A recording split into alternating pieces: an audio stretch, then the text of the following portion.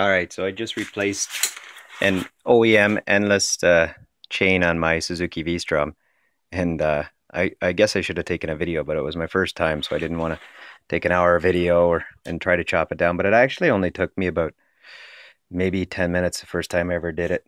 I didn't find any YouTube videos to help me do it, so what you need to change this is you need a Spaner, the Suzuki Spaner nut socket. It's an 080575. It's this thing here. You need a 24 millimeters socket to take this nut off on this side. You need a 19 millimeter hex socket to take the nut off on the other side, the bolt for the swing arm off on the other side. And that bolt is actually threaded, so you're going to have to, when you take the nut off the other side, you're going to actually take the nut off both sides, and then you're actually going to unthread it from the other side. I already put the cover on, so I don't want to take it off and show you. To remove the chain, I've already, see, as you can see, I've changed the sprockets, and I got the new endless chain on here. To remove the chain, all you need to do is remove these two, they call them the dog bones on the suspension. Those are the only parts I removed. I removed those two, and then the swing arm bolt. These are 14 millimeter on this side, 17 millimeter on the other side, and then when I put them back together, I just re-greased them and put them back together. But it's a bit of a chore. You have to keep twisting the swing arm around until you can slide the chain under. Obviously, you got to take this off as your front sprocket's underneath there. And then feed it over the front sprocket first, kind of slide it down through here when you get it all twisted. I didn't remove the suspension to change mine.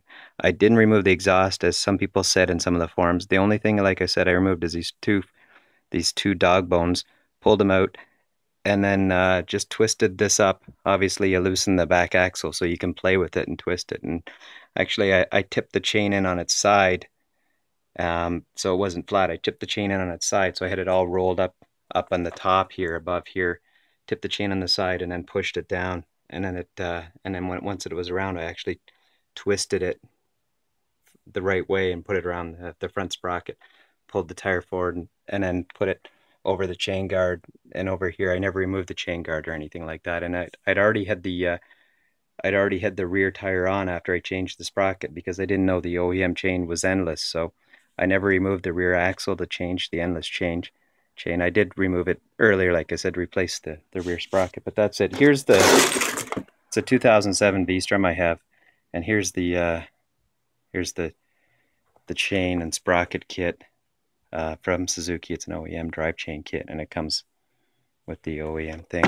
And as you check out my other videos, you see here's my my chain oiler. So it's a bottle of 80W90 with a flexible tube on it, going into a two-stroke push bulb, and then it goes down here, and then there's a copper wire, a 14-2, just a piece of copper wire jammed in the end there. I don't know if you can see it.